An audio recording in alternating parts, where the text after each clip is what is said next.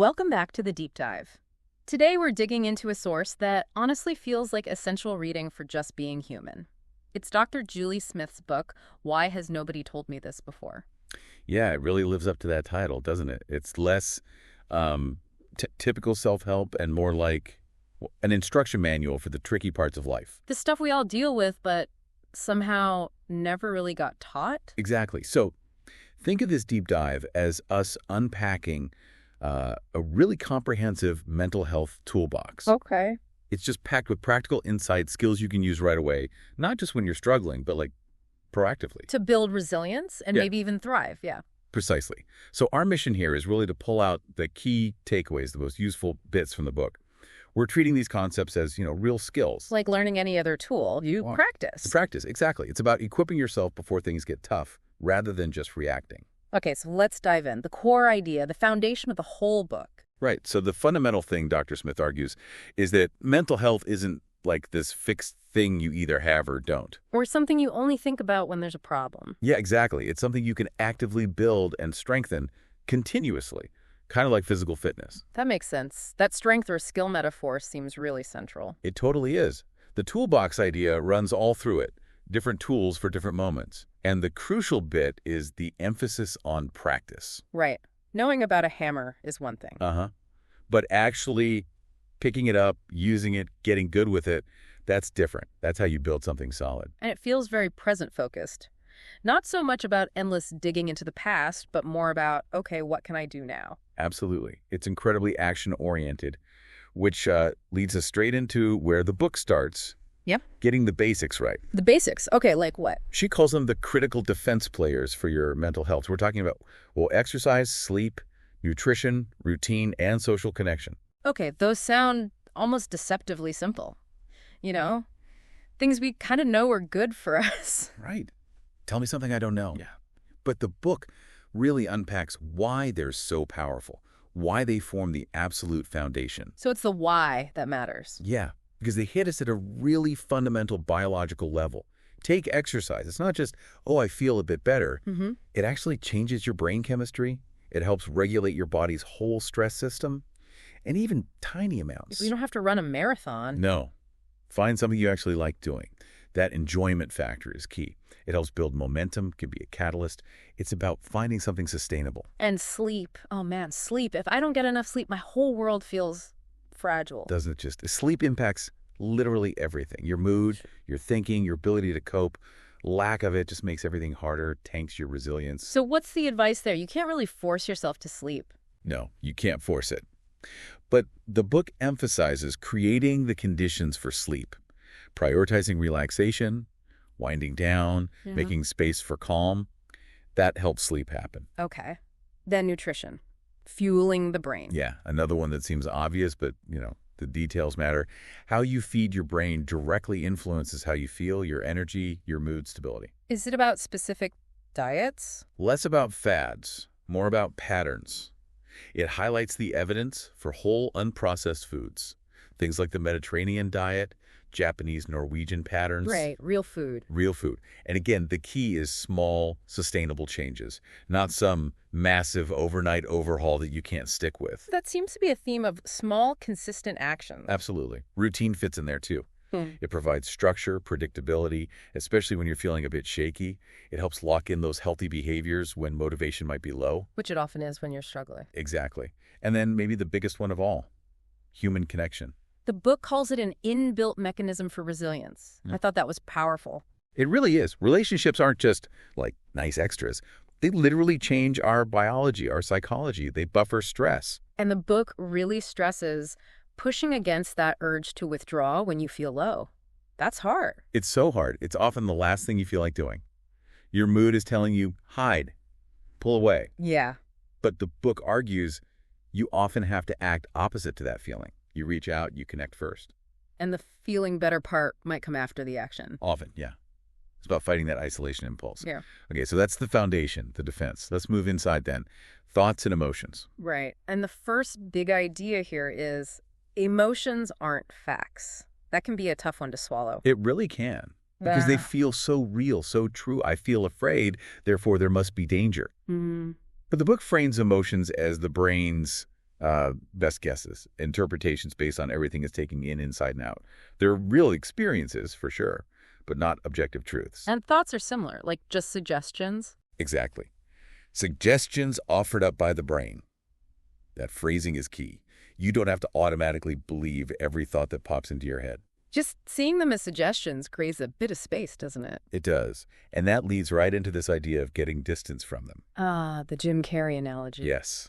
The mask, it's perfect. When the mask is stuck on his face, he is the mask, right? Yeah. Totally consumed. Yeah. But when he pulls it off, holds it out, he can see it's just a thing, separate from him. We can learn to do that with our thoughts. See them, notice them, but not be them. That's a skill to practice.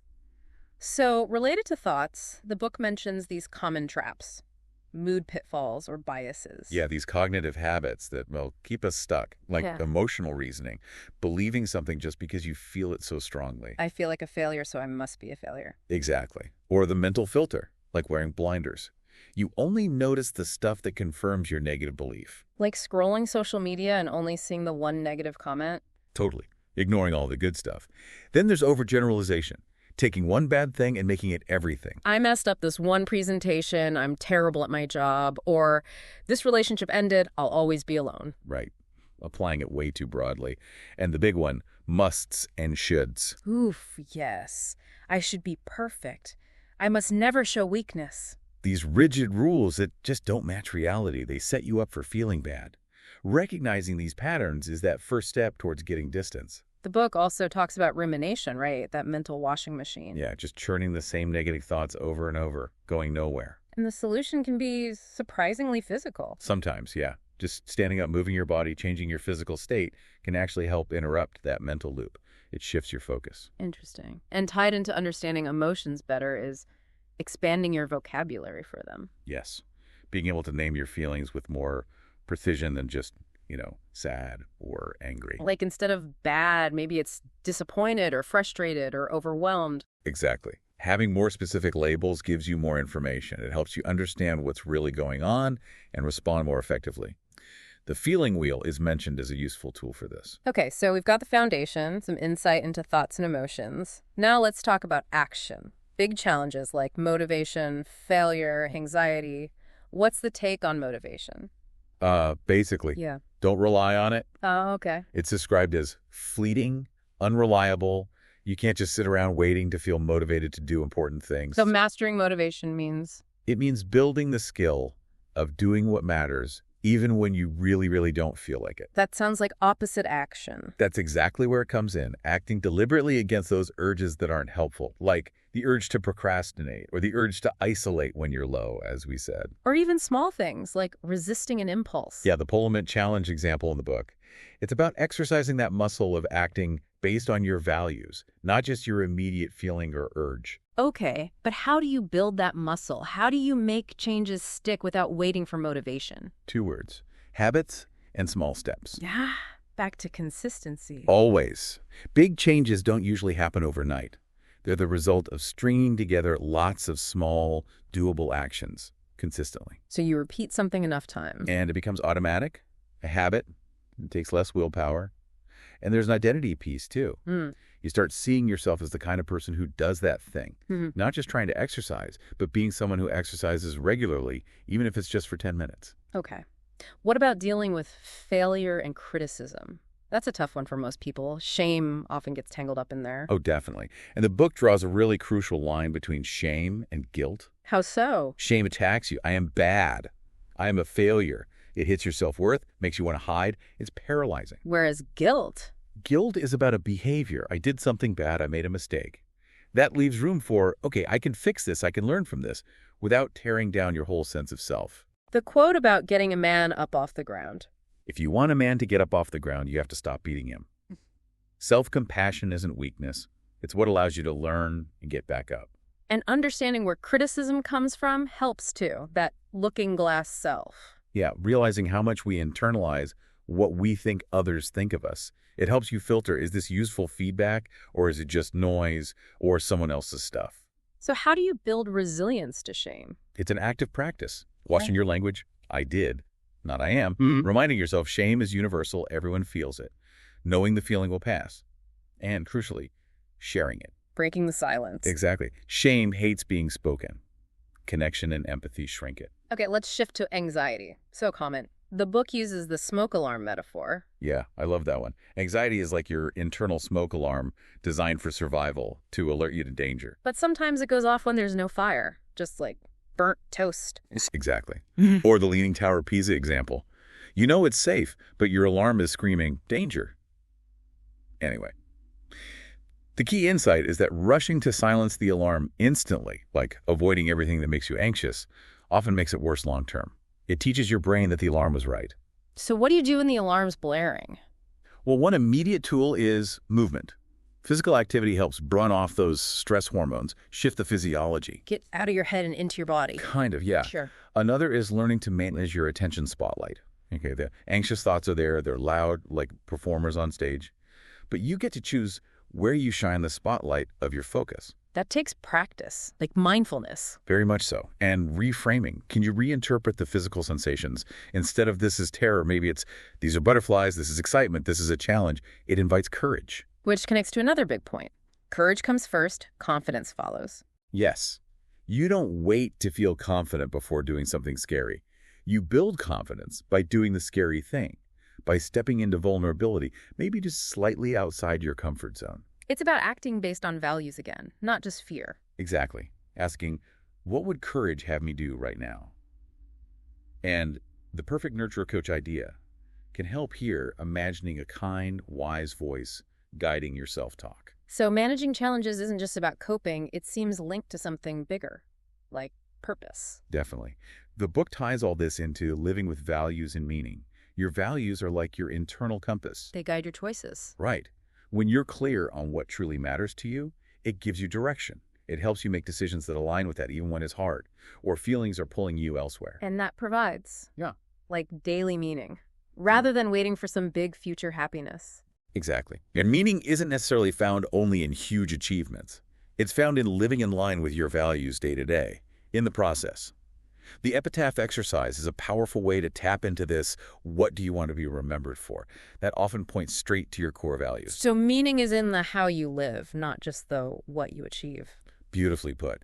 And finally, it all loops back powerfully to relationships. Right, revisiting connection as absolutely fundamental. Yeah, the book underlines again how deeply relationships are tied to health, happiness, longevity. The research on this is just undeniable. Connection is vital. But they take work. It mentions turning towards each other. Yes, especially when things are tough, when emotions are high. The instinct might be to withdraw or attack, often driven by underlying attachment needs, needing to feel safe, seen, connected. Like trying to get those needs met in maybe not so helpful ways. Sometimes, yeah. And while understanding those patterns, maybe from our past, can be helpful, the focus here is on what you can control. Your own behavior, choosing to turn towards, choosing respectful communication, setting boundaries. What are some specific tools for that? Things like emotional responsiveness, really tuning in, noticing and responding to those small bids for connection, respectful complaining, voicing needs or issues without blame, practicing gratitude intentionally within the relationship, and building shared meaning, shared values together. Wow. Okay, so we've really covered a huge amount from Dr. Smith's book. The foundations, the internal landscape, dealing with challenges, the power of connection, living with purpose. It's a seriously rich toolbox. It really is. And the thread running through it all, the thing we keep coming back to is not just knowing this stuff. No, it's the practice. You have to actually take the tools out and use them consistently.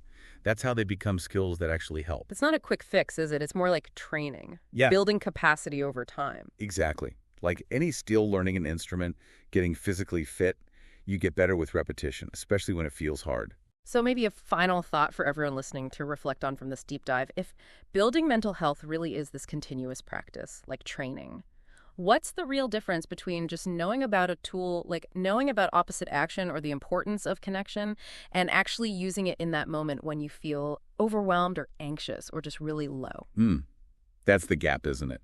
Between knowing and doing. Yeah. And maybe how might intentionally picking just one of these tools we've talked about and consciously applying it this week, how might that actually shift your experience?